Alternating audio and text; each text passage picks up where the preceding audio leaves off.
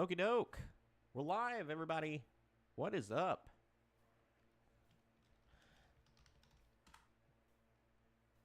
Alrighty then. Much like, if anybody has been following the show last, probably month, I have gotten interrupted a few times live for phone calls. That will not happen today, so don't worry about that. I'm still doing, I'm multitasking. I am never not multitasking with other things for work and whatnot, so that's still going on, but no phone calls today. I want to give my undivided attention to you, the people, and talk about the Hulkster. As you can see, I'm in my Hulkamania shirt today. I got one of my two WCW Hulk Hogan hats. I have another one. It's I think it's all this color, and I think it's got the WCW logo with a red brim and Hulk Hogan's autograph on it, or stitched into it. I actually wore that to. Well, I'll wait till the podcast to really start because we haven't officially started. I'm waiting for. I always give it a couple of minutes. For people to filter in and whatnot. I'm actually going to share, on social media, share the link, try to get more people in here. So, lots to talk about today. Lots and lots to talk about.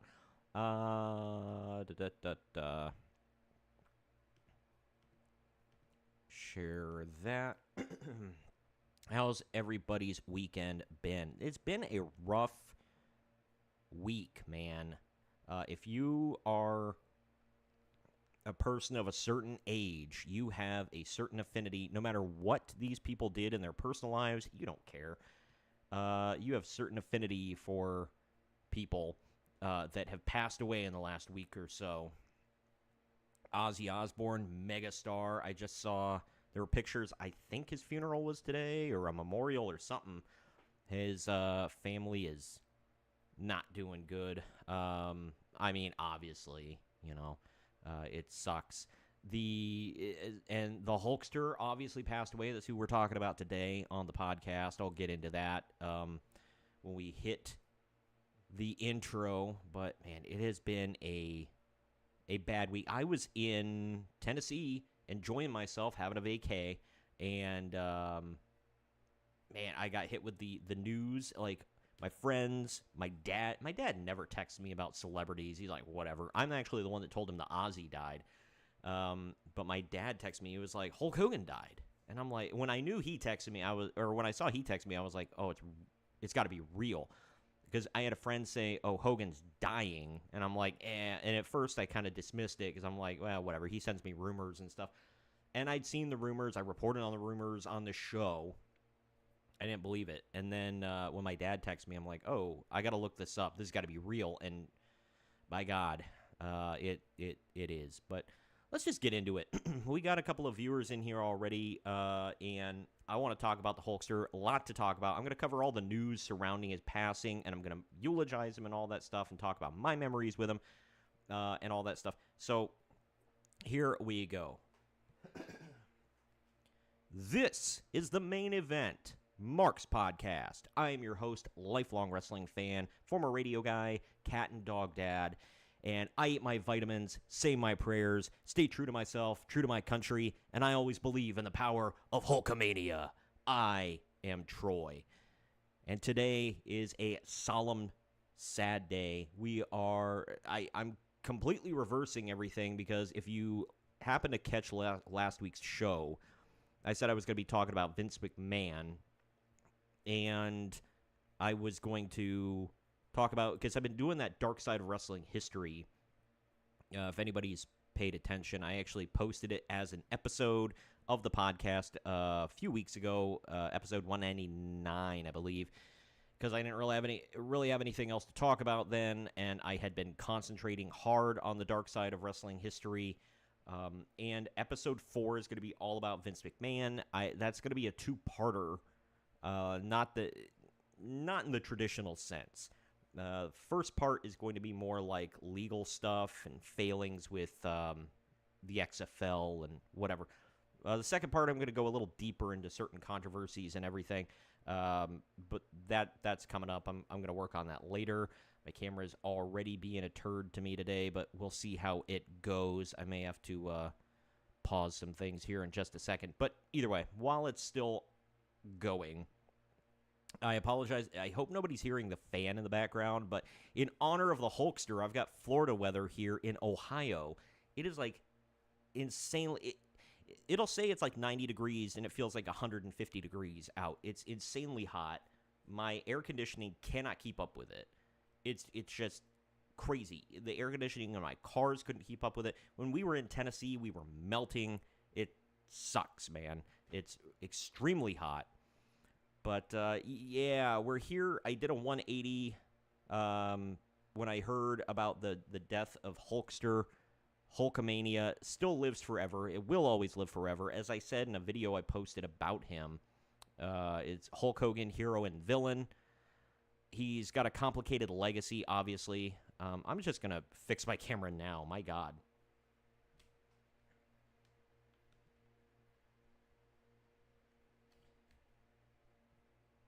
I apologize. Camera's just being insanely stupid. It does that some days. I need a new camera. All right, there we go. Okay. Hoping that holds out. With the power of Hulkamania, we will persevere. Anyway. Yeah, I did a 180 to talk about Hulk Hogan today because, I mean, he was... Dave Meltzer has been spurting out about this on social media, saying he's not the biggest star in the history of professional wrestling. My picture has frozen in a very serious picture. My God. But I'll just talk while I'm fixing all this. What the frick? But Hulk Hogan, we're professional here, folks. Hulk Hogan has been... He dragged wrestling. He helped drag wrestling into the mainstream during his time. He helped a lot of people out. Despite, and I talk about this in my video I posted about him, where, like I said, he's got a complicated legacy. We always hear about well, that doesn't work for me, brother. Stroking the Fu Manchu, burying people, and maybe I should go over this time, brother. All that stuff. But there were a lot of wrestlers who came out, and they said this stuff before he passed, too. It just wasn't as widely publicized because it's not juicy and sexy and whatever. But he helped a lot of people. The younger generation gave the best advice he could muster. Even if it wasn't, if people didn't take his advice, didn't want his advice, whatever, it was the best he could muster. I will say this about the Hulkster. He knew how to market it, and I always said this. He was not a business guy. He was not very business savvy, but he knew how to market himself, which is really all he needed, because he had a lot of different ventures that he was like, well, I'm going to do this, I'm going to do that, and then he passed on the George Foreman grill, which would have been the Hulk Hogan grill, and that was a huge success. He passed on that. Now it was not good. He did a lot of terrible movies. So not the best, but in the wrestling business with the brand of Hulk Hogan, he knew how to market that. Even in TNA. Like, I remember the one and only TNA show I ever went to that was close enough for me to go to, because they didn't travel a lot, was in a town north of Dayton in a little arena. They had a house show, and I wore my Fortune shirt because I was a big Fortune fan, and I wanted to wear a hat. I like to wear hats sometimes, as you could tell on the show. And Hulk Hogan had just came in. It was 2010, so I wore a Hulk Hogan hat, even though he wasn't going to be there. And yeah, it was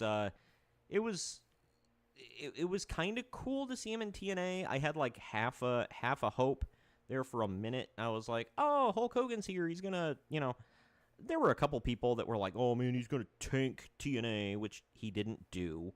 But at the same time, he also didn't save TNA either.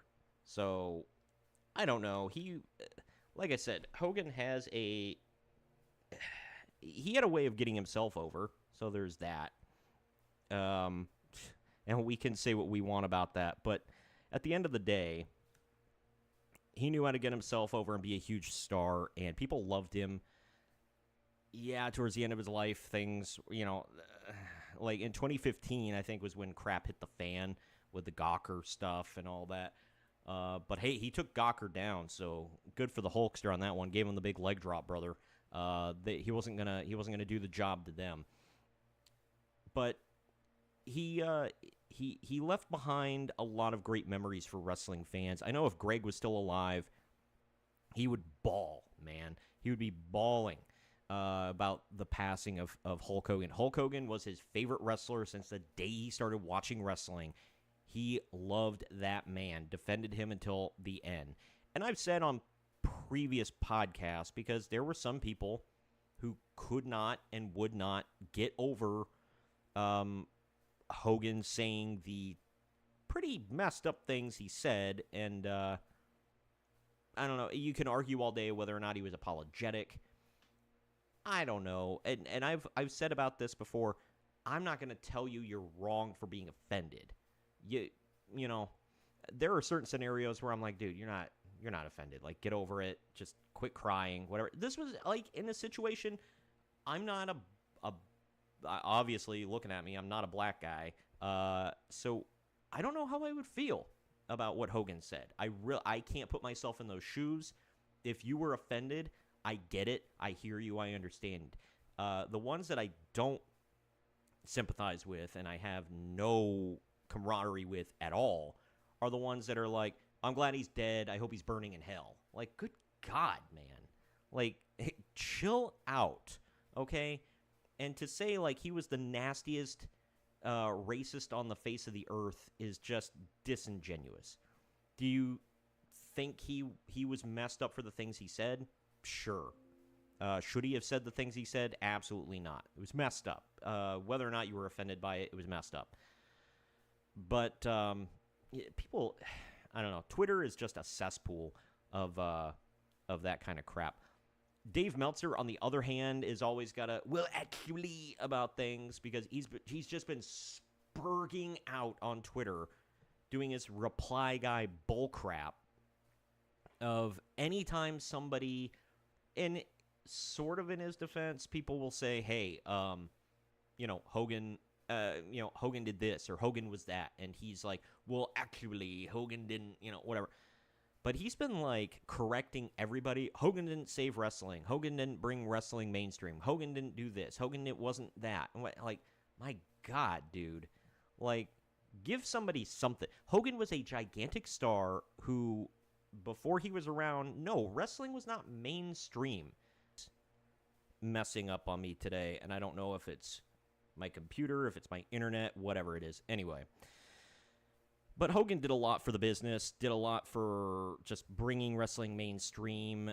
He, you couldn't have WWF without Hulk Hogan, and he made, Hulk Hogan and WWF into a brand like Coca-Cola. And yes, you could say it was a team effort with Hogan and Vince. I don't think Vince could have done it the way he did it, as good as he did it, without Hulk. And I don't think Hulk could have done it anywhere else. Like, he wasn't going to take the AWA to the next level. He wasn't going to go to the NWA at the time and take that to the next level. It just wasn't going to happen. He was in the right place with the right fans at the right time, and that's all you need. And he did it again in the 90s with the mid-90s with transforming into Hollywood. So I wanted to cover a little bit of news. I wanted to direct everybody to my video that I did covering his legacy the best I can, the best I know how. I eulogized him in a video. Like I said, it was called Hulk Hogan, Hero and Villain, talking about because he did a lot of, obviously in wrestling he was an amazing babyface and an amazing heel. But in real life, He did a lot of really good stuff. He did some pretty messed up stuff. Is it like stuff to condemn him to hell over? Did we need to... Like, people were like, oh, he needs to be cast into the outer darkness where there is wailing and gnashing of teeth. Like, calm down, nerds, all right? But, like I said, I'm not going to say you can't be offended by that and, burn your Hulkamania shirt like Sergeant Slaughter, whatever. It is what it is. That's your own personal feelings. But I don't think Hulk was a bad person. He did some bad things. But you know what? Like I was trying to get across to people, this video isn't about holding him up as a hero or condemning him as a villain. It's showing the duality of just a human. He was the immortal Hulk Hogan, but he was also the mortal Terry Bollea, man in Germany. You know what I mean? So, because there are some people that it's like, look, I don't care what good they did. They did such terrible things during their lives. We can never forgive them and do not look at the good, like anything good they did. I get nobody's like, hey, little mustache man from Germany was a really good painter. So what? It's not like that. Hulk Hogan said some things, did some things that weren't cool. We can move on. But anyway, real quick before I get into the news and notes, I just wanted to give a quick eulogy, kind of run through of his career here, and we'll go from there. Just to kind of sum up who Hulk was. Terry Bollea, known to the world as Hulk Hogan, was a titan whose shadow stretched across professional wrestling and into the heart of pop culture itself. He was more than just a wrestler. He was a phenomenon, an undeniable force who ignited two of wrestling's biggest booms. As the patriotic, larger-than-life figurehead of Hulkamania in the 1980s, he propelled the WWF into unprecedented mainstream prominence, turning WrestleMania into a cultural event. Later, his shocking transformation into Hollywood Hogan as the leader of the NWO New World Order in WCW proved his incredible ability to reinvent himself and captivate audiences, even briefly eclipsing his former home. Hogan's magnetic charisma transcended the squared circle, making him a household name recognized by millions, regardless of their familiarity with wrestling. His impact on the industry is simply immeasurable. Here's where Uncle Dave Meltzer will pop in. Well, actually, you see this Bruno Sammartino and Ric Flair and what, shut up. Sorry, getting back to this. Sorry, didn't mean to trail off, but Greg would like that. Anyway, Hogan's legacy, though complex and marked with both triumphs and controversies, is ultimately one of unparalleled influence and groundbreaking achievement. He paved the way for future generations of wrestling superstars to cross over into mainstream entertainment, demonstrating the power of a larger-than-life persona. From the red and yellow to the black and white, he commanded attention and drew legions of fans, selling out arenas and captivating audiences worldwide. As we remember the Hulkster, we acknowledge a man who defined an era, inspired countless dreams, and ensured that Hulkamania will, indeed, live forever. Rest in peace, brother. So that's my quick eulogy to the career and life of Hulk Hogan. Again, I encourage everybody to check out on YouTube and Rumble. The title of the video is Hulk Hogan, Hero and Villain. I hope you'll enjoy that. I've got video to accompany what I'm saying. Rumble has a more uncensored video as far as YouTube has stricter copyright rules, whatever. So I had to do some quick edits with the video so that it, I wouldn't get smacked, with censors. But either way, I'm proud of the video. I'm proud of that thumbnail I did. It was actually one of, in my opinion, and in the opinions of a couple other people, it was one of the better thumbnails I've ever made on YouTube. But anyway, I like the one I did for this podcast as well. I like it. I like it. Anyway, getting into the stories surrounding the Hulkster here from the past week. Lots of good and bad. We'll cover the good, the sad stuff. We'll cover the good stuff, and we'll cover the sad as in pathetic stuff. Not too much of that, luckily, but there is a little bit. Hulk Hogan, the iconic pro wrestling superstar who propelled the industry to unprecedented pop culture heights, has passed away at the age of 71 due to cardiac arrest, as initially reported by TMZ. Hogan, whose real name was Terry Bollea, had been experiencing complications from a neck fusion surgery in May. A dominant force in wrestling since the early 1980s, Hogan was the face of the WWF during the Hulkamania era, and later reinvented himself as Hollywood Hogan with the NWO in WCW, crossing over into film, television, and mainstream American culture, despite a recent unceremonious final WWE appearance at the Raw Netflix premiere in January, partly due to a past racism controversy that briefly led to his removal from the WWE Hall of Fame. WWE has confirmed his death and extended condolences to his family, friends, and fans. People in LA also booed him because Hogan came out as a Trumper and was literally at the RNC and wearing the Trump shirt and pushing for Trump and whatever. And people in LA are, politics is their religion. They don't believe in God. They believe in politics and daddy government. So Hogan doing that was like if you're a Christian and somebody spat on a statue of Jesus or something, So, or coming out and saying something bad about Mary or something like that, But either way, give me just a second here. Sorry, replying to some stuff for work. Like I said, I'm multitasking, trying to stay on task.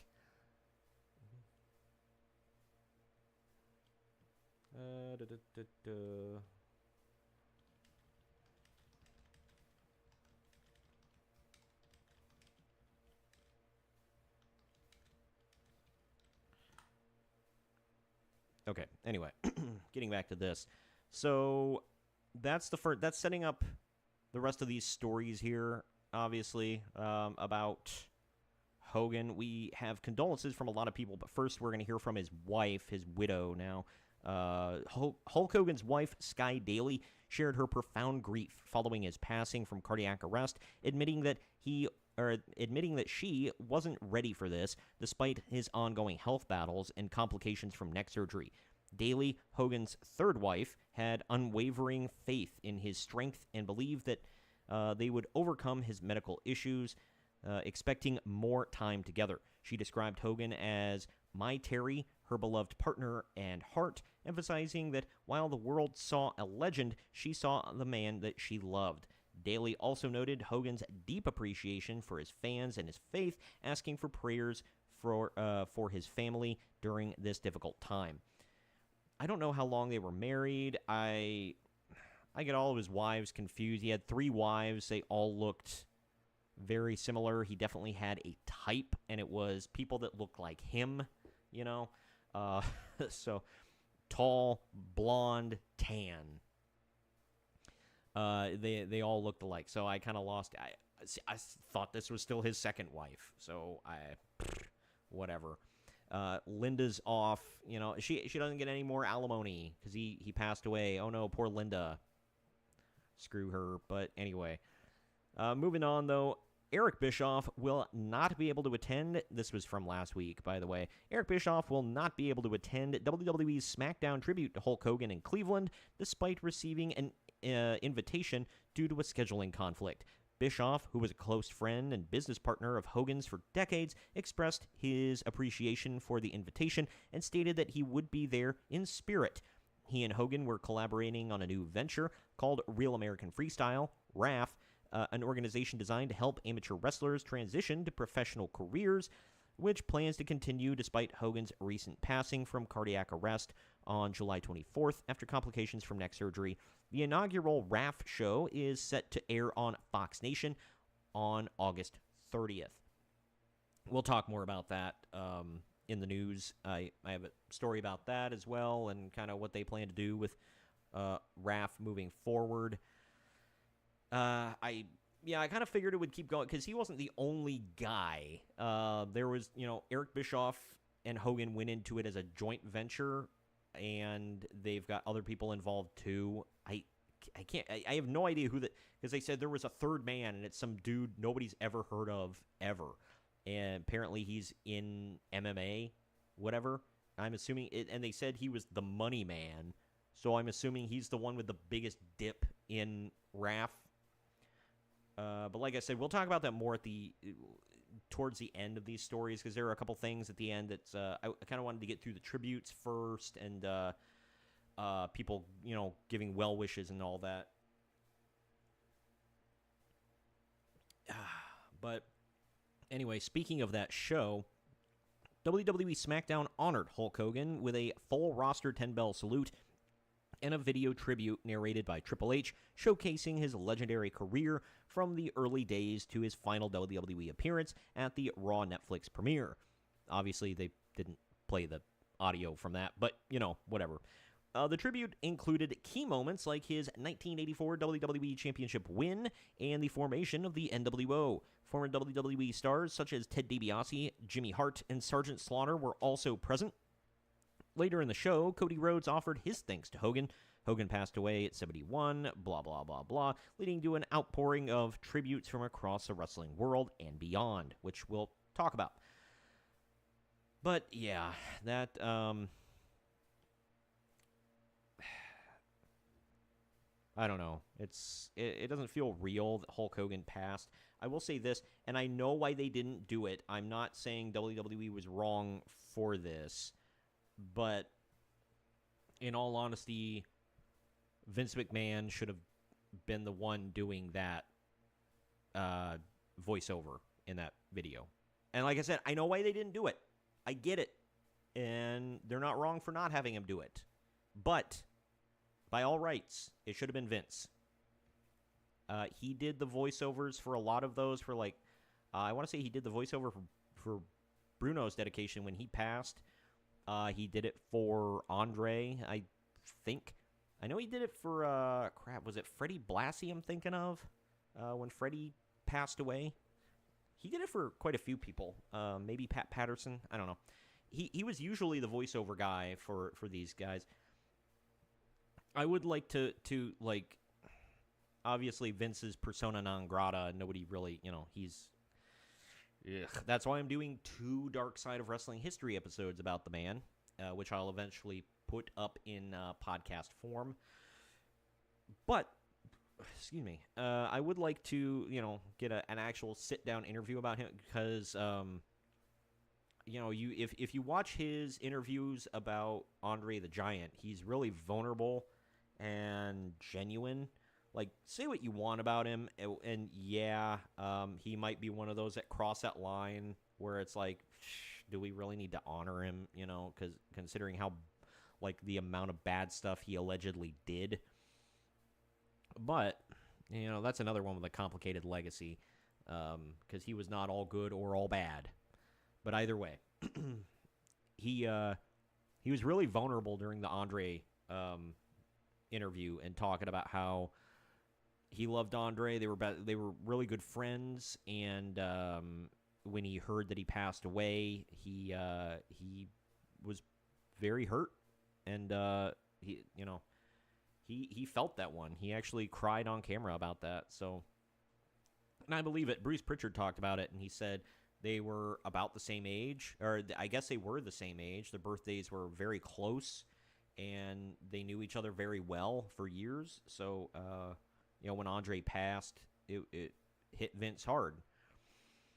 I would imagine because he had such an on-again, off-again friends and enemies relationship with Hulk Hogan, which seemed to be the way a lot of Hulk Hogan relationships went. I feel like this would have been a tough one too. So I don't know. I'd like to hear from the horse's mouth, Vince McMahon talking about this. Either way, moving on. Following his passing at 71 from cardiac arrest, Hulk Hogan received tributes from prominent figures, including United... I'm going to get the... All right.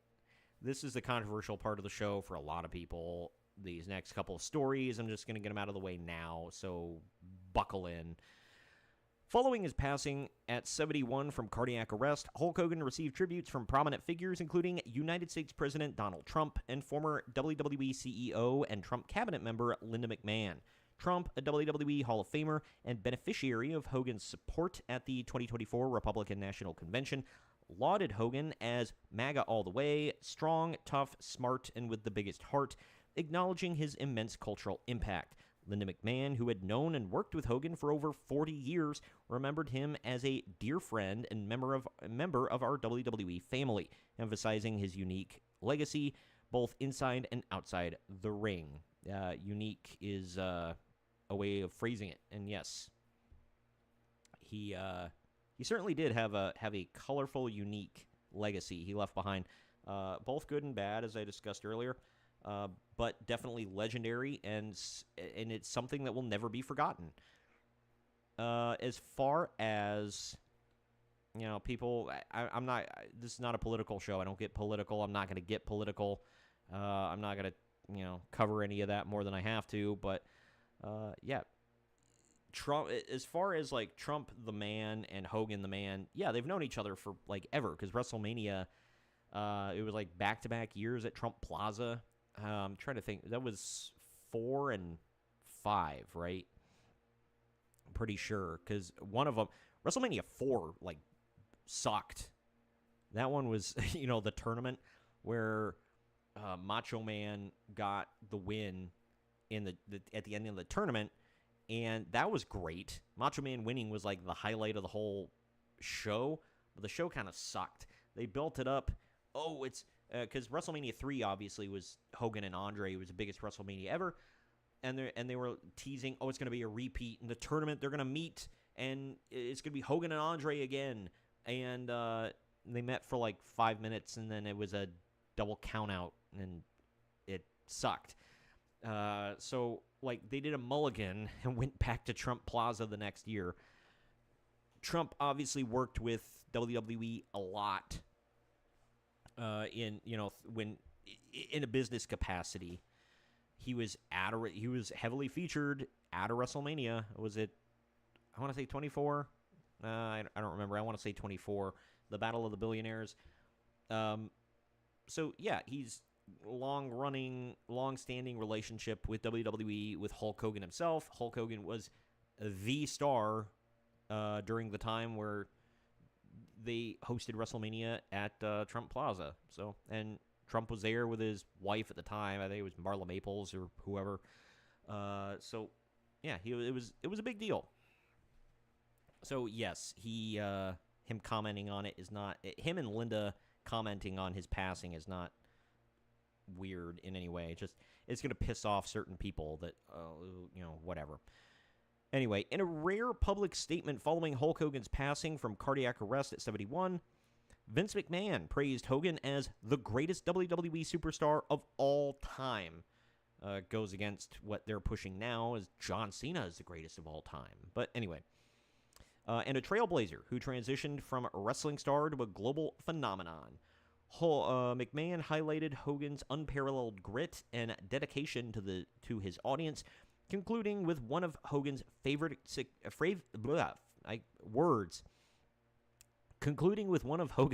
expressions: train, take your vitamins, and say your prayers. Their careers were intertwined as they were the driving forces behind the WWF's rise in the 1980s, even facing each other at WrestleMania 19 in 2003. Forgot about that one, yeah. This statement is one of the few public comments from McMahon since his resignation from WWE and TKO Group Holdings in January 2024. Well, I'm glad that Vince came out of his hovel to comment on that. That is something, though, that's crazy to think about. Is The Rock is a household name now because, like, I think my wife kind of knew that The Rock wrestled, but she doesn't know anything about wrestling. She's heard of The Rock, she's heard of Stone Cold, whatever. But her and my mother-in-law and whatever know Dwayne Johnson. Like, they know him. He's a big star. They know John Cena. They've been in hit movies. They transitioned to these Hollywood icons beyond the ring, you know? Hulk Hogan, as I mentioned earlier, he was in movies, but they all sucked.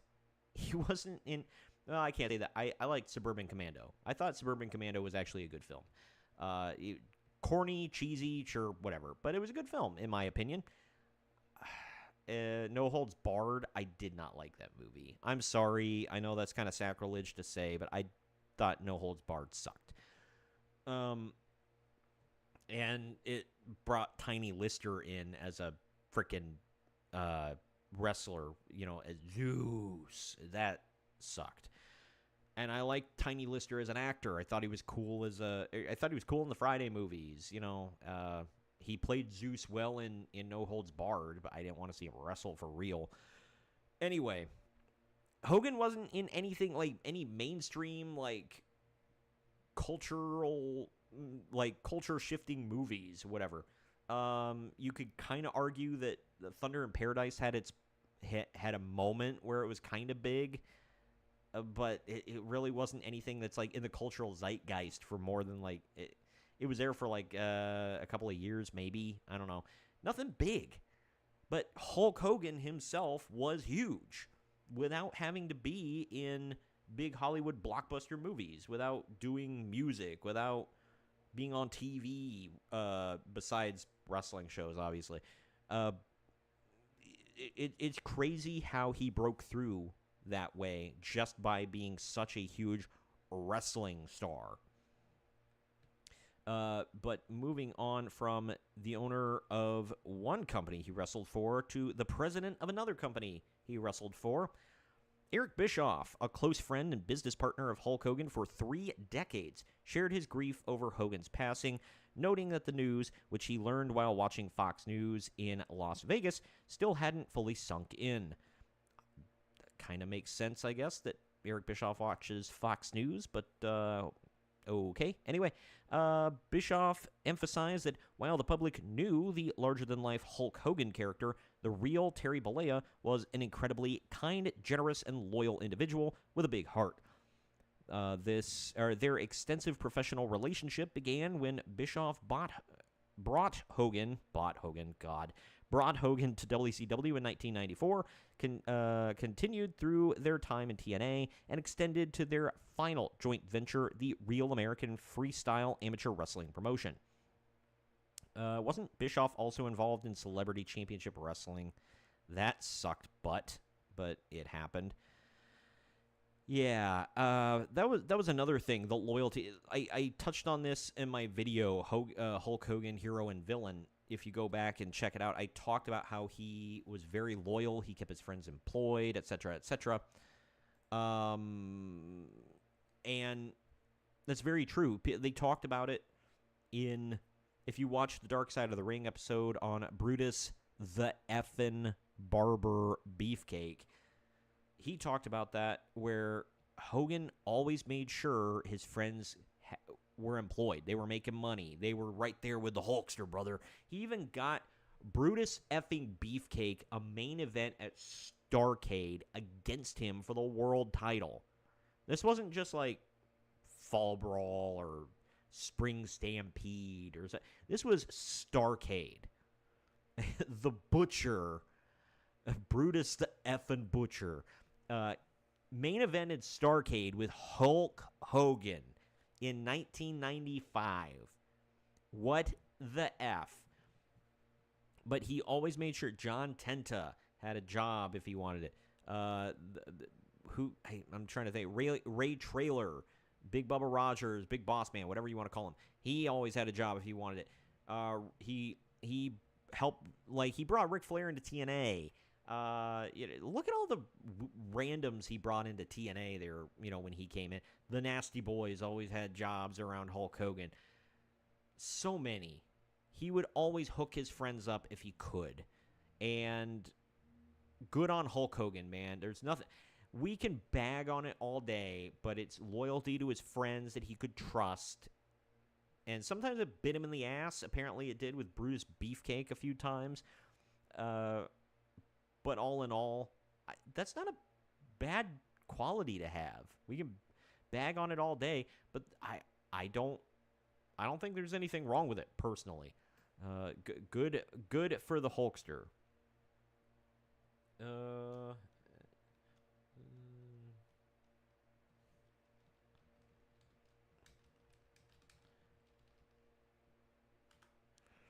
all right. I'm being asked questions here. Sorry. The wrestling world is mourning the passing of Hulk Hogan at 71. Blah blah blah. WWE praised Hogan as a pop culture's most recognizable figure, who brought the company global recognition. Fellow legends like Ric Flair, Triple H, Sting, John Cena, Kevin Nash, Kurt Angle, and The Undertaker all expressed profound sadness and gratitude for Hogan's immense impact on their careers and industry, recognizing his larger-than-life persona and unparalleled influence in elevating professional wrestling. However, Hogan's death has also elicited mixed reactions on social media due to his past racial comments. Yeah, there were people. It wasn't just that. Like I said, it was also the political stuff. There are people, and it's always the same people. Every time somebody passes away, they will come out and celebrate. Haha, they're dead. Haha, they're burning in hell, whatever. It's always one specific kind of person, and we know who they are, that always celebrates the death of another. I am somebody that if I don't like you or I think you're a bad person and you pass away, I'm not going to pretend like I liked you once you're dead, but I'm also not going to go on social media and celebrate your passing and say, I'm glad you passed away, I hope it hurt, and I hope you burn in hell. I'm just not going to do that because that's bad for the soul. It's a terrible thing. And here's my thing. Greg and I used to get in arguments with people on social media about this all the time, because I have multiple podcasts, because we're a retro wrestling podcast, where we talk about people like, for instance, Kerry Von Erich. And we'll say something like, he was messed up on various substances a lot. He did a lot of stupid things, whatever. But we're not saying he's a terrible person and we're glad he passed away. We're not, insulting. We're not telling tales out of school here. But we're also not sitting here and lying about his legacy. Give me a break. I don't, if you don't like Hulk Hogan, fine. But I saw a couple people, no matter who you are, you're going to get this crap. Like when Ozzy passed away, I saw people as like, oh, good. He was, people saying he was, I saw one person say he was a racist. And okay, evidence, please? Or are you just talking out of your ass? Because everybody is a racist nowadays. Give me a break. But yeah, I'm tired of that. Social media is just disgusting.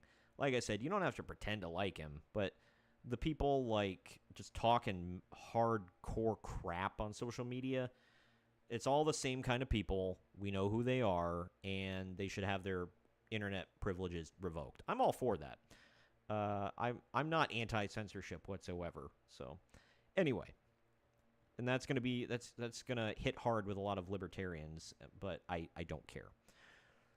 Stone Cold Steve Austin joined the chorus of tributes to the late Hulk Hogan, sharing an Instagram post that lauded Hogan as a wrestling icon born for the ring. Austin highlighted Hogan's larger-than-life persona, immense charisma, and an unparalleled influence, affirming that Hulkamania lives on, and extending condolences to his family.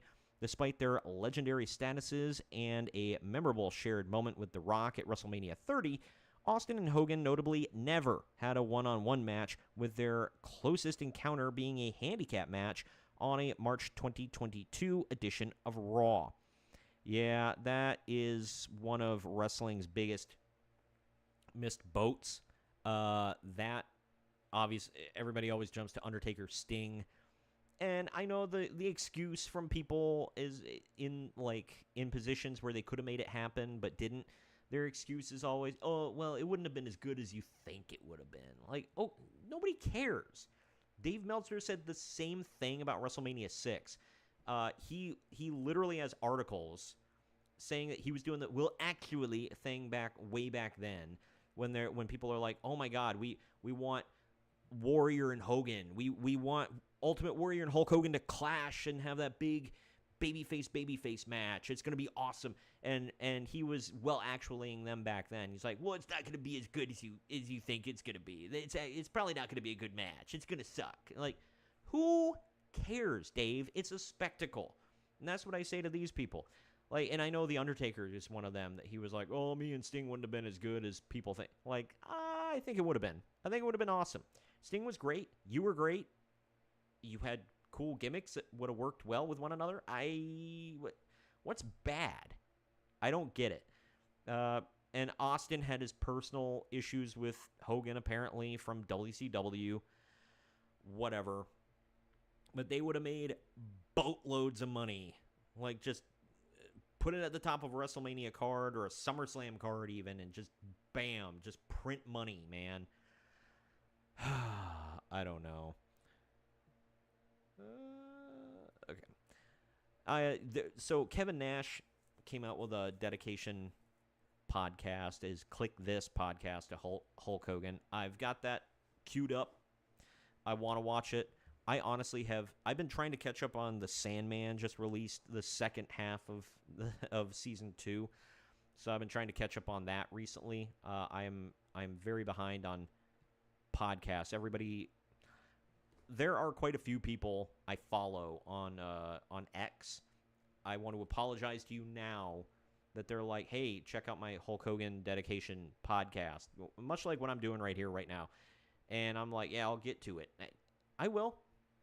I'll get to it eventually. But yeah, I'm so backed up with crap. And I was on vacation for, like 5 days. Well, 5 days, because I actually got sick on the last day. So I'm a little backed up on things, but I want to check out Click This, because obviously Nash was close with Hogan for a while. So I want to check that out. To another big star talking about the Hulkster, Dwayne "The Rock" Johnson paid an emotional tribute to his childhood hero Hulk Hogan following Hogan's passing from cardiac arrest, acknowledging Hogan's pivotal role in paving the way for crossover wrestling and Hollywood superstardom. The Rock recalled a cherished childhood memory of Hogan returning his headband in Madison Square Garden in 1984, a promise kept that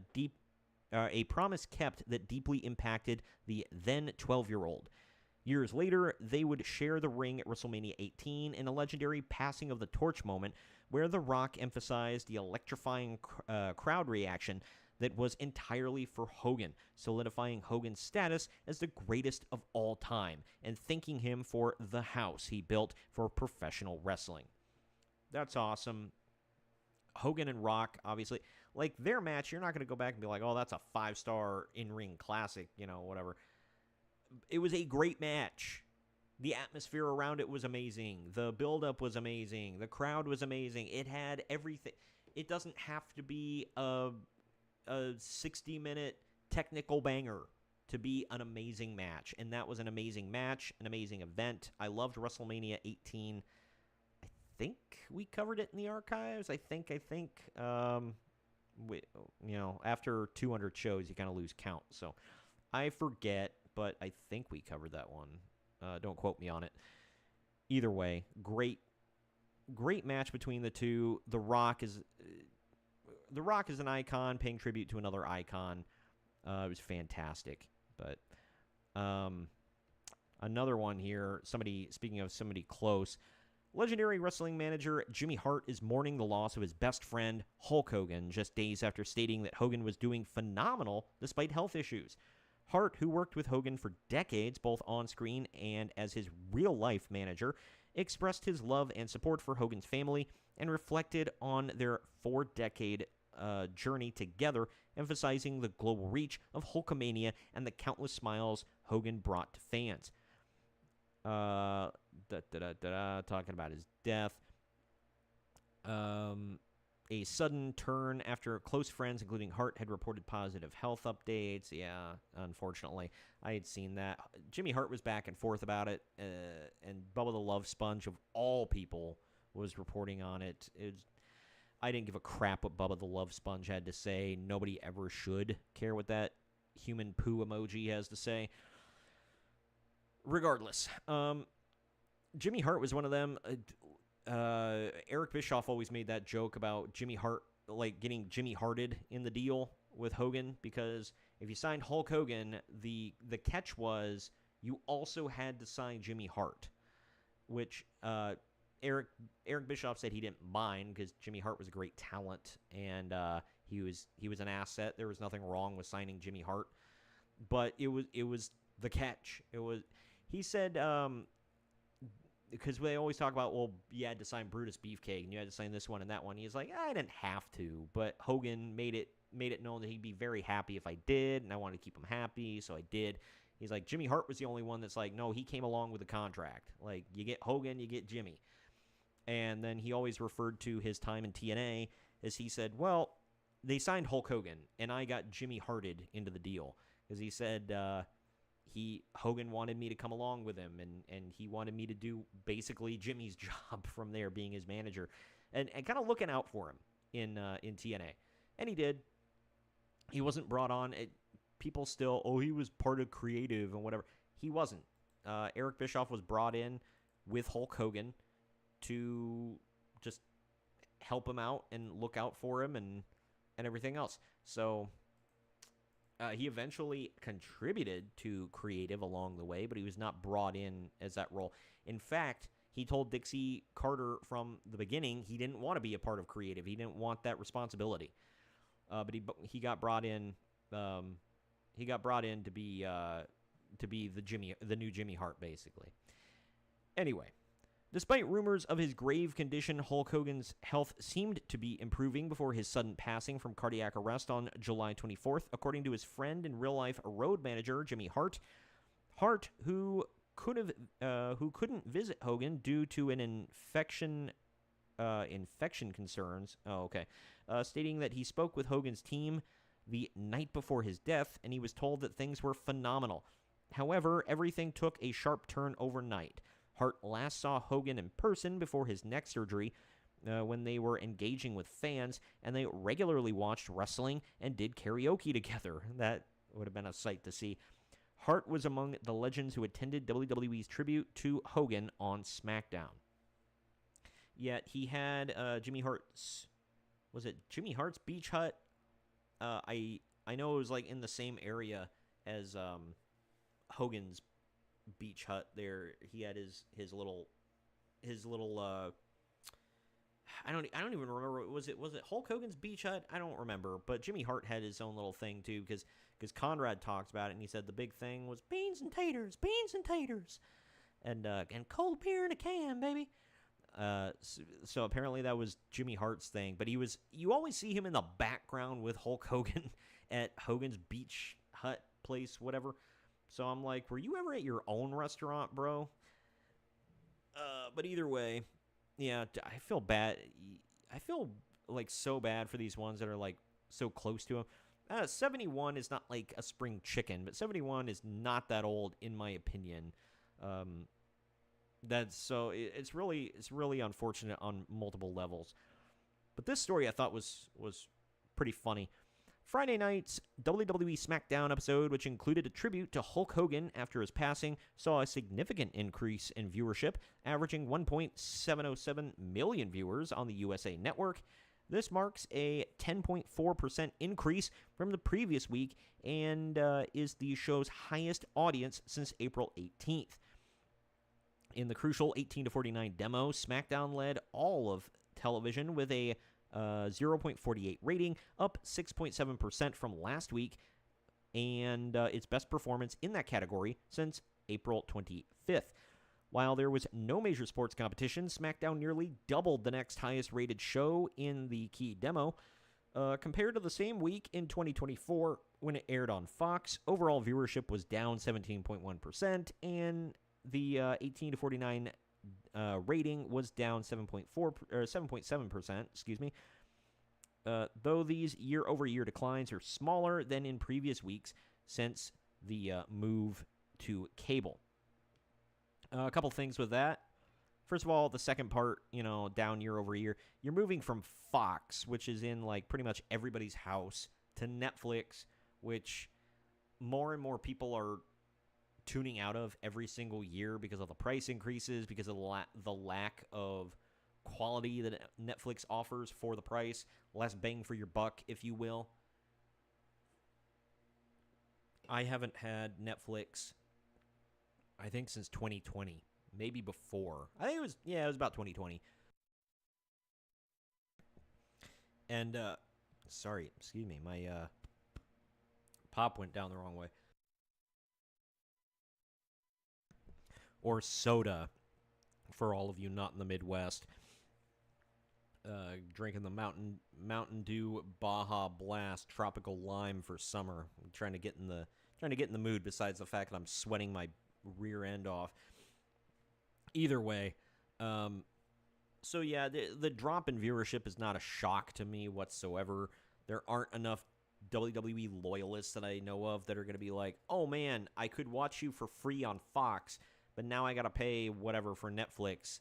I'm definitely going to do that now. I don't think there are enough of them out there to make up for that gap. But the other thing, the first part of this, Hulk Hogan in death is still getting ratings, baby. Like, Hulk Hogan is bringing in the ratings that in death that a lot of these big stars can't bring in today. So the only other thing that I could think of could maybe bring up the ratings more consistently is like Roman Reigns, but I don't even know if he could. Is he that big of a star right now? Maybe The Rock? Maybe The Rock. I don't know. But again, The Rock is a star of yesteryear. He's like the generation below Hogan. So, but WWE Raw held a second tribute for the late Hulk Hogan, blah, blah, blah. The show opened with Triple H speaking about Hogan's legacy, joined on stage by Eric Bischoff, Nick Hogan, Hogan's manager, and representatives from Real American Beer, which, by the way, I've heard is actually genuinely a good beer. They sell it in Walmart, where I do a lot of my shopping. Probably going to buy it soon. I really want to try it, because people that I actually trust with their taste, I have a terrible taste in beer. Just, like, very unrefined. I drink piss beer, piss water, whatever you want to call it.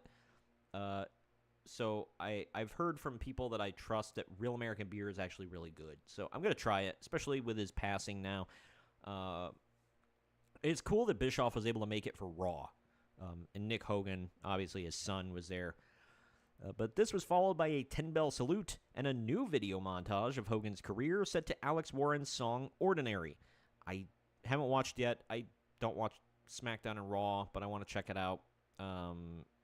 My friends got teary-eyed watching it, so I definitely want to watch it. But anyway, international viewers also saw a commercial break during some of Hogan's most iconic moments, including matches against Randy Savage and The Rock, and his famous heel turn at Bash of the Beach 1996. A similar tribute attended by WWE legends like Jimmy Hart, Sergeant Slaughter, and Hacksaw Jim Duggan also took place on SmackDown, which we covered earlier. Other people outside of WWE honored Hulk Hogan, by the way. We'll touch on the good and the bad. Both TNA Wrestling and New Japan Pro Wrestling are honoring Hulk Hogan for his significant contributions to their promotions following his passing at 71. TNA dedicated their Impact broadcast to Hogan with commentator Tom Hannafin. I don't remember what his name was in WWE. Tom something, whatever. But I always liked him. I was kind of sucks that they released him. But anyway, Tom Hannafin acknowledging his impact on the company and the entire wrestling industry, extending condolences to his family, friends, and fans. Hogan concluded his in-ring career in TNA in 2012 and had a substantial influence on the company, both on-screen and behind the scenes, from 2009 to 2013. Some good, some bad. I would have taken, like, Hogan's fine because he's Hogan, like he brought some cachet to TNA just by virtue of being there. and opening the door for some others. But I think the biggest star to come in there, or the best, I should say, to come in there, like, I think he came in because he was like, oh, Hogan's there, it's a big deal now, was Rob Van Dam. He was one that came in with Hogan that was great. Jeff Hardy, you had his rise and fall in TNA during that time. I liked heel Jeff Hardy. I liked that Another Me song he used to come out to. I liked he had the short hair, the smoking cigarettes and being the edgy goth kind of guy. I liked it. I dug it. He ruined it, but I liked it. And it blew my mind that Hulk Hogan, of all people, was a huge Jeff Hardy mark. I thought that was hilarious, but I liked it. I didn't like that he switched them to the four-sided ring. I know he brought in other stars with him, whatever, But I don't know. It was just his name being attached to the product, I guess. Helped them tour. They went to England and just blew the roof off the place, so that was cool. Bully Ray as the top guy just was like, I like the Aces and Eights thing, though. I thought that was great. That was Eric Bischoff. I don't think the idea was great. The execution was okay until the reveals started happening, and I'm like, why do I care about Wes Briscoe, Garrett Bischoff, D'Lo Brown, Knox, or Mike Knox, whatever you want to call him? Like, why? Why do I care? Bully Ray, Devon Dudley, Taz on commentary, whatever. But either way, there was good and bad. I liked the twists and turns of the story. I just didn't like. I thought when they revealed the members, I was like, who actually cares? I did like Sting and Kevin Nash being like the only ones that were like, dude, you can't trust Hogan. And everybody's like, how dare you say this? Hogan and Bischoff are great guys. Like, you're a-holes. Get out of here. And so they became the a-hole heels. And then you find out they were right all along. And then they're like, see, we were the good guys. That was cool. And then they had Immortal, which was fine. If anybody remembers the Immortal stable. Go back. We did cover Great. What the hell was the show? Bound for Glory. God, I went through like 5 show names before I landed on Bound for Glory. We covered Bound for Glory 2010. Now in the archives. Go check that out. It was a big show for TNA, and it was where they were revealed, and they were Hogan they were Immortal.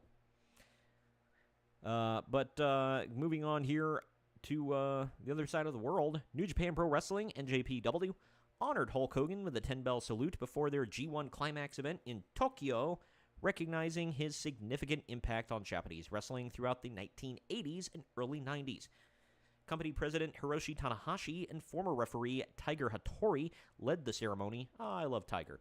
And Hattori shared personal anecdotes about knowing Hogan since before his wrestling career, emphasizing Hogan's unique talent and the respect he held for him as a performer. Hogan, who passed away, blah, blah, blah, blah, had a storied history with NJPW, making his debut in 1980 and returning for his final match in 2003. I want to say it was TNA with Jack Pacific putting out Hogan figures. They put out a Hulk Hogan figure of the first time he went to Japan, and he was wearing black with white trim. I always wanted that figure. I never did get it. He was not balding at that time. He had the full comb over and like full head of hair. So at that time it was cool. But I wanted that figure. I never did get it.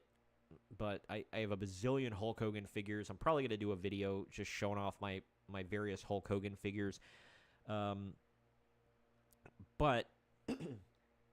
The one I remember his appearance in New Japan was in the 90s. I think it was when he quit WWF right before he went to WCW. He made an appearance where he faced the Great Muta. And what was hilarious is he comes out to, I think he had Real American, or maybe it was American Made at the time. I don't remember. But he comes out to like one of those, all-American red, white, and blue songs. Frickin' Jimmy Hart's wearing a Stars and Stripes jacket. Hogan's waving a giant American flag. They're in Japan. I think they're in the Tokyo Dome. The crowd is losing their crap for him. Just cheering him like crazy. He's also the only person I know of that could go to Canada and get away with that. And they would love him like crazy. They just love the Hulkster. Yeah, Mr. America here in, foreign country, whatever. And what's significant about the Canadian thing is, dude, Scott Steiner was a big baby face getting cheered everywhere. He went to Canada. He had a logo on the side of his tights, very small, that was like the American flag. And they booed the hell out of him in Canada. So, but Hogan goes up there waving a giant American flag, being the typical, like over-the-top American. And they're like, yeah, Hulkster! Singing along to Rick Derringer, man. Anyway, there's a big dispute, by the way. Which was better, Real American or Voodoo Child? I like Voodoo Child. I think that was an amazing entrance theme. I loved when he came out to it as Hollywood. I loved when he was allowed to use it for a while in WWE. The only thing is, Real American, as soon as that hits, just you feel like the energy just pumping through your effing veins, man, and you're just yeah, and you want to punch through a brick wall, waving in an American flag and just plant it in the moon, man. Yeah, America. It's great all year round. You blast that out of the car and just everybody on the side of the street is yeah. That's a great energetic entrance theme, man. It was iconic. But yeah, Voodoo Child's obviously awesome. Just different kind of energy. Either way. During Saturday's AEW Collision broadcast, Tony Schiavone delivered a heartfelt tribute to the late Hulk Hogan, acknowledging his pivotal role in bringing professional wrestling into the mainstream during the 1980s and establishing WCW's presence on TNT in the 1990s. Schiavone extended condolences to Hogan's family, including his children Brooke and Nick, and his wife Skye, emphasizing the profound grief they must be experiencing. This marked AEW's first public comment on Hogan's passing from cardiac arrest on Thursday, following previous tributes on WWE SmackDown and New Japan Pro Wrestling at their G1 Climax 35 event. A lot of people were salty because AEW did not comment right away. AEW kind of ignored it for a little while, didn't say anything. And they were like, dude, what the hell? And people were like, well, one of the first things Tony Khan said was that Hulk Hogan was banned from AEW forever, and so was his wife and whatever, and all of his kids and his extended family down through the generations. So people brought that up, and they're like, he's, you can't even honor this gigantic star after he passed away because of, it's the people that AEW courts as their fan base. And, I mean, it's true. And, damn, Tony. You could have just been thanks, whatever, and moved on. But it's no, I worked with him. I have no close relationship with him whatsoever. And I like Tony Schiavone. I just thought that was, did you have to? I thought that was pretty salty, man. The guy's dead and you're still whatever. But yeah, it was kind of a weak thing. I don't know. He was never a part of AEW though, so yeah, mention it, move on. I don't know. You're not going to lose anybody or gain anybody by doing this. So whatever. It is what it is. This one was far more pathetic, though. Chelsea Green has announced a break from social media due to good grief. Okay. Due to ending of life threats and negative messages received after her comments about Hulk Hogan following his passing. While promoting WWE Unreal on CBS News 24/7, Green praised Hogan's contributions to wrestling. However, she later issued an apology on X, clarifying that her intention was not to dismiss the controversial aspects of his legacy. Oh, yeah, would never want to do that. Emphasizing her firm stance against racism, but rather to respectfully acknowledge his death.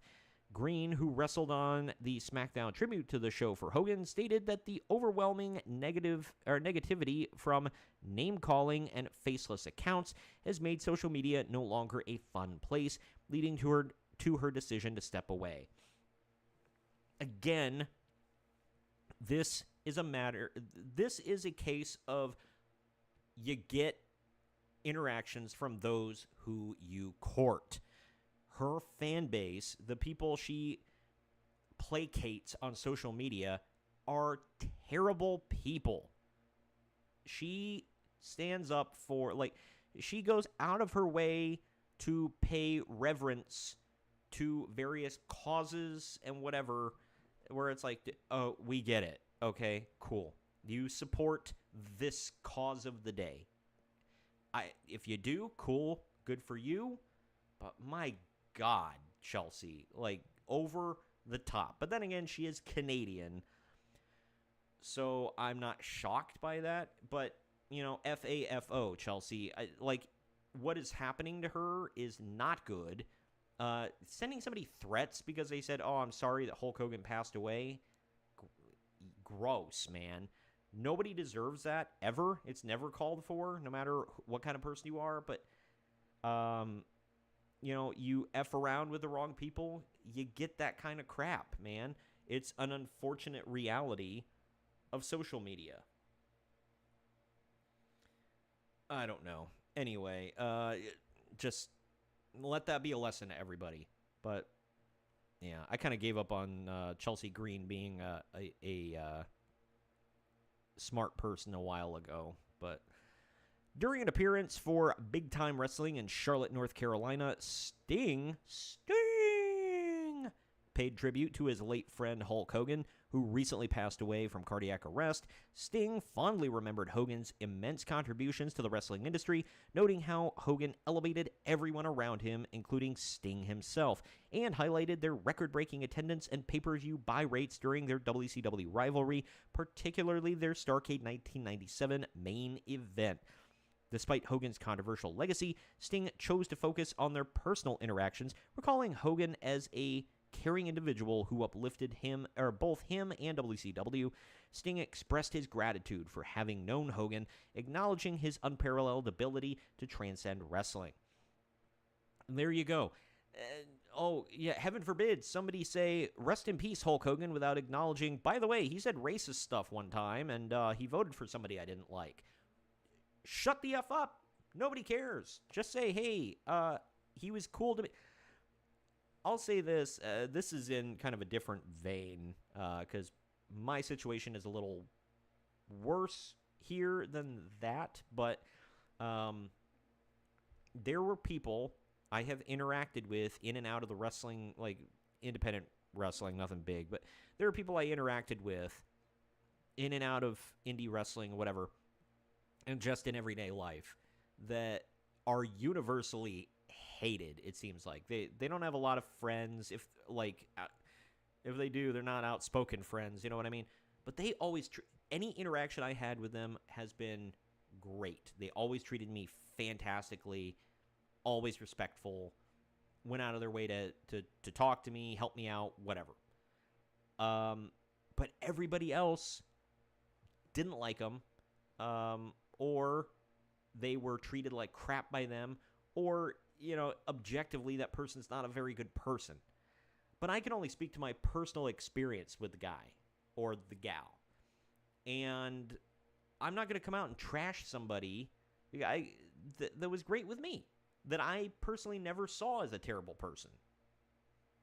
I know that's a new concept. Don't throw your friends under the bus because everybody else tells you to. But anyway, Shane McMahon publicly mourned the passing of Hulk Hogan, echoing his father Vince McMahon's earlier tribute to by thanking Hogan for his profound contributions to both WWE and the McMahon family.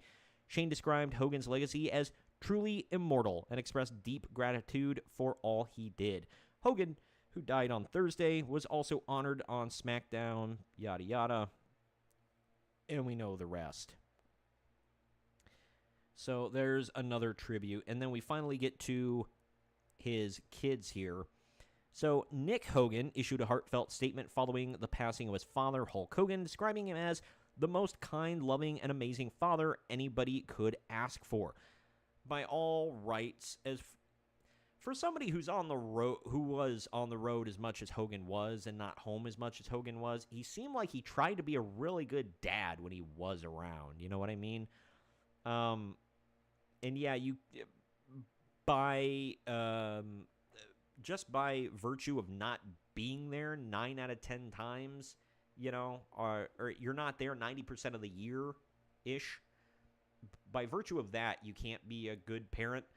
But when he was present, he seemed like he tried to do good by his kids. So I'll give him that. But anyway, the 35-year-old, I'm about Nick Hogan's age. That's crazy.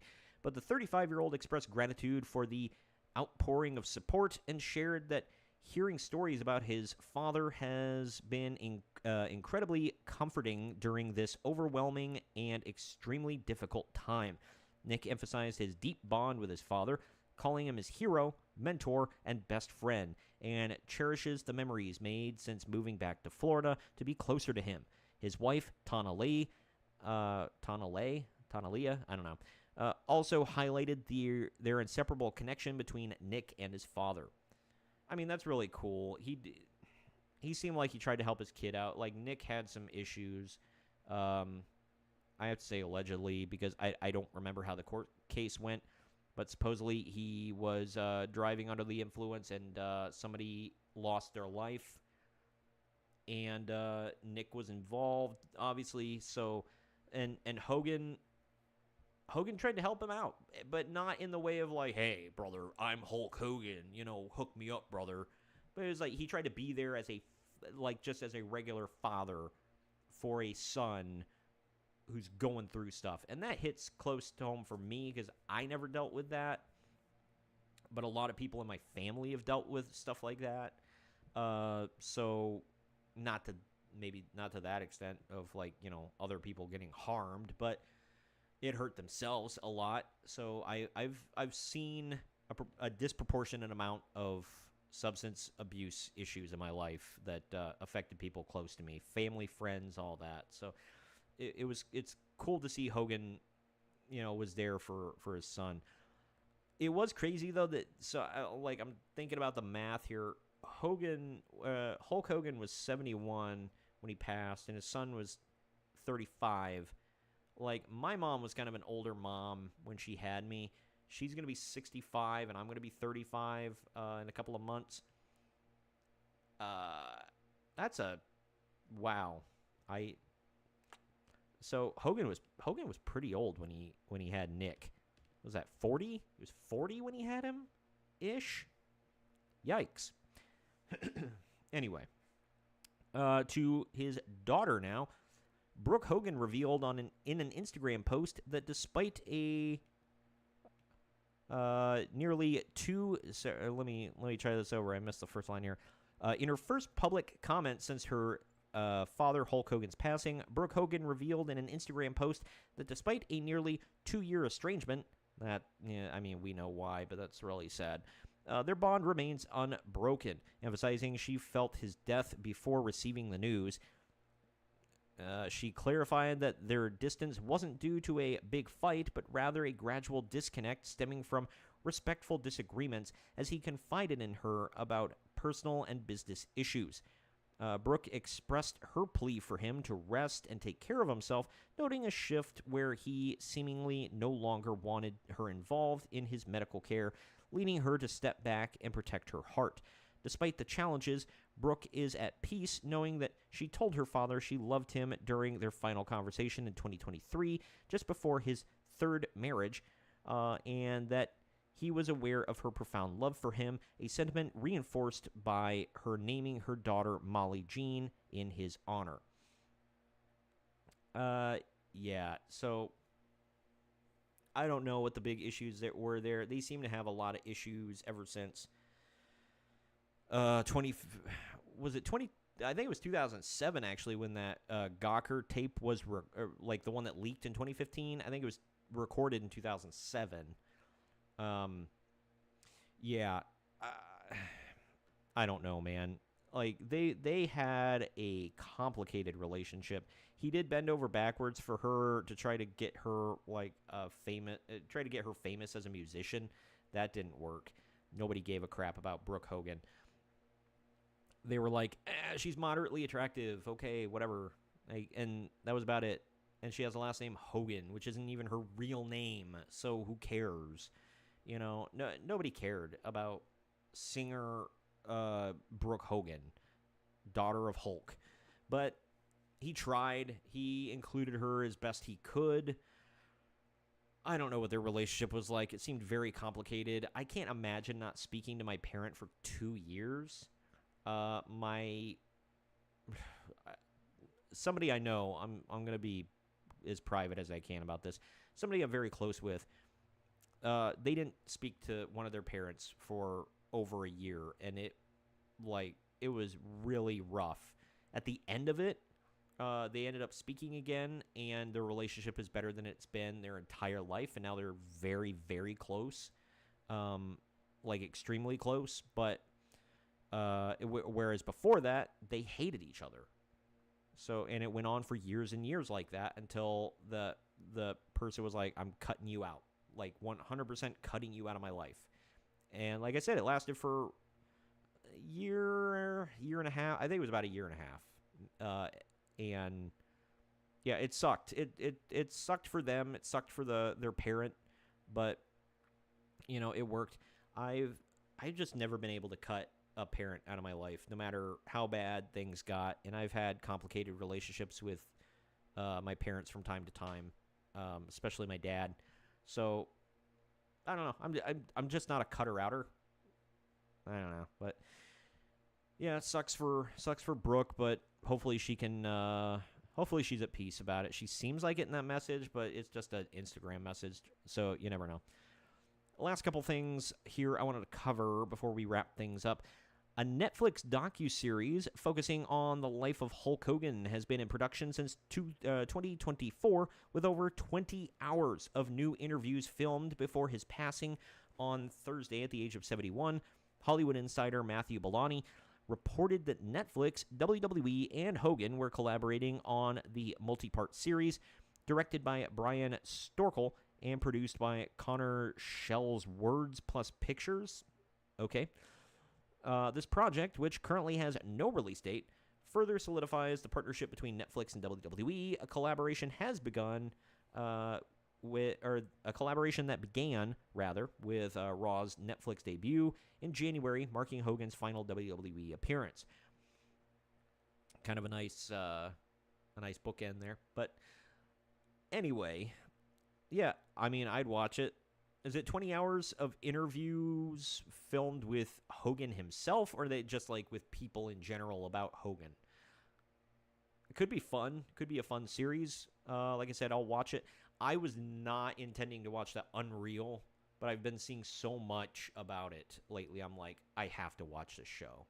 It looks fun and crazy, and I love how people are like so salty over Mr. Doot, Mr. Michael Hayes, their Freebird, Nabes. He's out there saying apparently it was him that wanted Jey Uso to win the Royal Rumble. Everybody else in the room said like CM Punk, I think. And he was the one that was like, well, hey, I got an idea. How about Jey Uso? Hey, that Yeet's getting over. And for some reason, he won out. And I think Bruce Pritchard actually backed him up on that. I was like, yeah, what about Jey Uso? I was cool with it. Uh, CM Punk winning would have been cool. And they're like, oh, they robbed us of Punk versus Gunther or whatever. Like, sure, I guess, whatever. Punk didn't need to win. I mean, him winning would have been cool, I guess, but Jey Uso winning was great. I will defend Jey Uso being a top guy till I'm dead in the ground. All right, he gets this isn't like the people crying on X are not real, or at least even if they are real, whatever. It's not a real majority. You know how you can tell? Watch the show. Listen to the pop Jey Uso gets every damn night. How everybody gets into his stuff. His merchandise flies off the shelves. He makes money. He's a top guy. By all rights, he's a top guy. And he deserved to win everything he won. I think he should be a multi-time world champ until his allure wears off. So far, it hasn't. When he stops selling merch, when he stops getting gigantic pops, then move on. But yeah, I had no problem with that. I love seeing the people cry about it online, though. As far as this, I still want them to do that Hulk Hogan biopic. I would like it to be as realistic as possible, because as we know, Hulk Hogan himself had, not to speak a little dead, but he was, one for the theatrics and one for embellishment. A lot of people, they're like, oh, he's such a big liar or whatever. I think he just embellished a lot of stuff or forgot major details and just, made it up as he went along. I don't know. But think about it what you will. But I would totally watch that Netflix series. That'd be fun. Last story I got here, I teased this earlier. Real American Freestyle, or RAF, whatever, an organization co-founded by the late Hulk Hogan, has announced its commitment to continue with its planned launch, honoring Hogan's legacy by moving forward.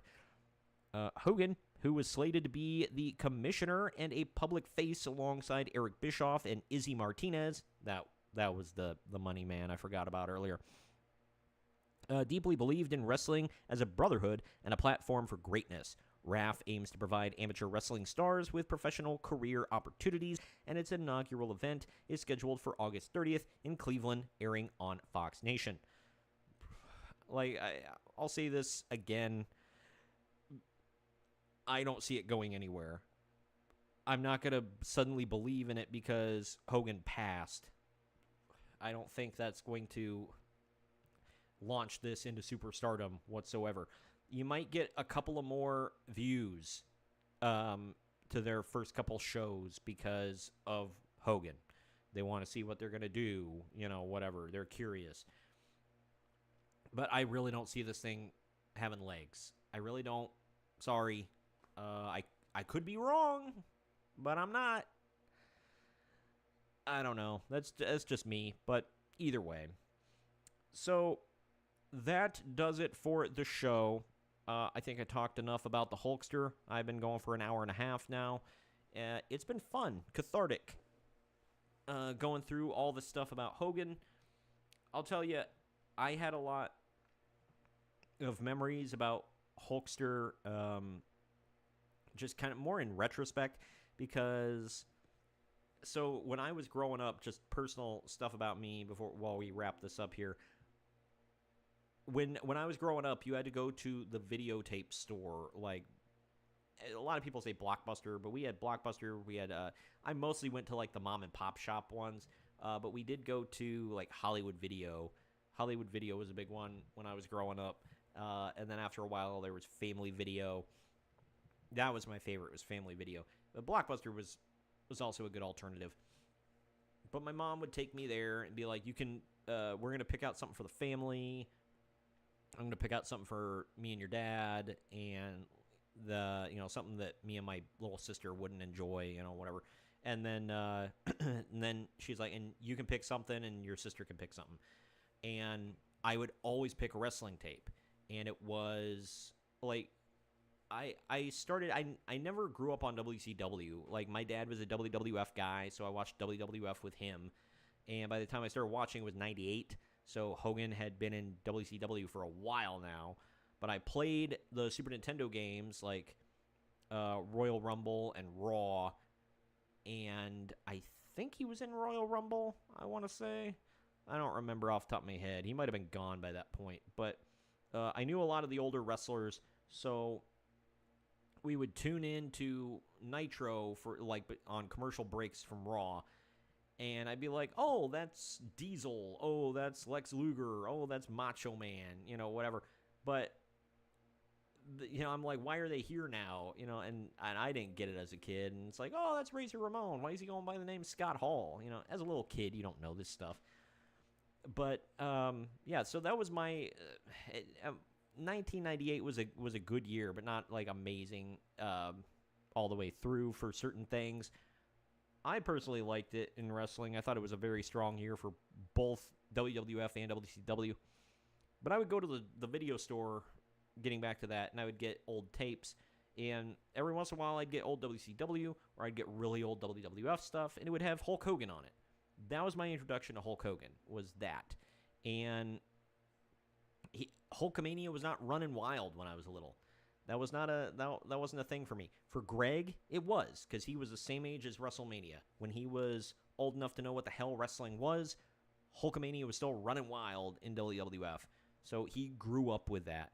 He was a big Hulkamaniac. He was a little Stinger as well, because he watched both companies, which, like I said, I didn't. So he was a little Stinger, and he loved Sting all those years too. When I was growing up, it was I had a poster of The Rock on my door. I had a poster of Stone Cold on my closet door. I was into them. I loved Shawn Michaels and Bret Hart and whatever. And so I didn't get to see much of them because Shawn went into retirement and Bret went to WCW by the time I started watching consistently. But in retrospect, getting the videotapes, those are the ones I loved. And I could tell Hogan was a big deal. The older I got, the more I saw of Hogan.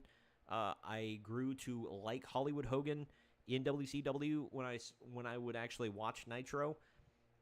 And by the time the NWO came to WWE, I was old enough. I was like, "Hey, Hulk Hogan's back." And then he transitioned to. He was still calling himself Hollywood Hogan, but he was wearing the red and yellow, like wearing the tie-dye tights and whatever. And I never did get the Hulk Still Rules shirt. I really wanted that one. But it was awesome. And I loved Hulk. I was iffy about his time in TNA. It was up and down. It was okay. Him popping up every once in a while in WWE was fine. I thought it was hilarious that his first show back, after he'd been persona non grata for a while, his first show back was in Saudi Arabia. That was something weird about that. But, yeah, I don't know. It was good stuff, man. Hulk Hogan is immortalized forever in professional wrestling. We'll never have another one like Hulk Hogan. And say what you will about him, cry online about him, whatever. But Hulkster is Hulkster, and Hulkamania will live forever.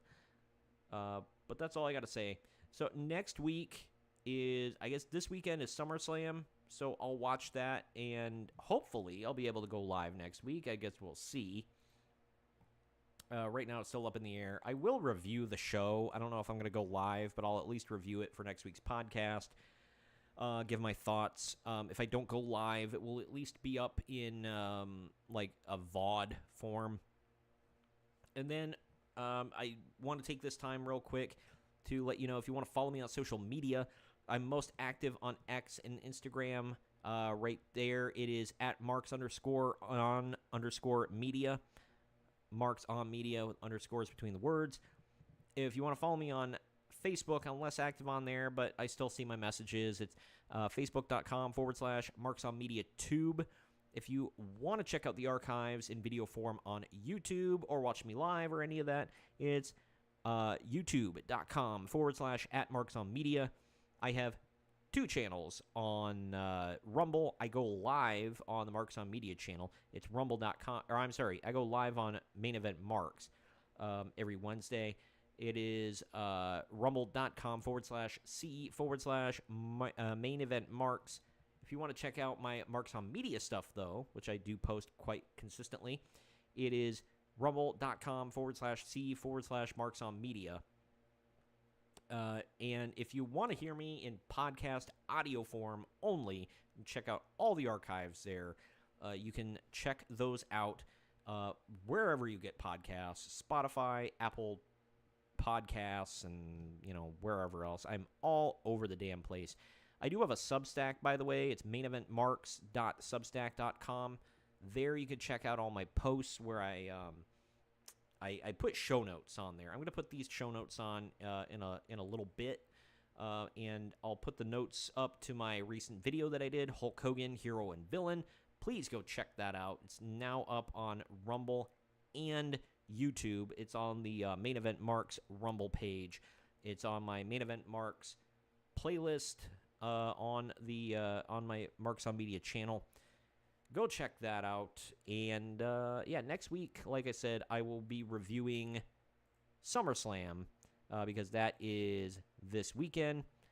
And hopefully I get to go live. If not, like I said, I'll at least put it up as a VOD. But I don't know what's up yet. And my camera messed up right before the end of the show while I'm doing my wrap-up. That's fantastic. Here, let me try this. Hold on a second. Oh, gosh. I hate everything. It's been good for about an hour now, so I guess that's all I can ask for. Anyway, wrapping up. In a couple of weeks, I will probably post in full podcast form the Dark Side of Wrestling history on Vince McMahon. It's a two-parter in video form, but it'll be a one-parter in audio podcast form. I'll put that up so you can enjoy all of that and everything. And look for the videos as well on YouTube and Rumble. Part 1 will go up probably tomorrow. I have it done, edited, saved down, and all that good stuff. So that'll go up tomorrow. But thank you all for being here with me today. I appreciated your time. And I will see you all next week when I review SummerSlam 20.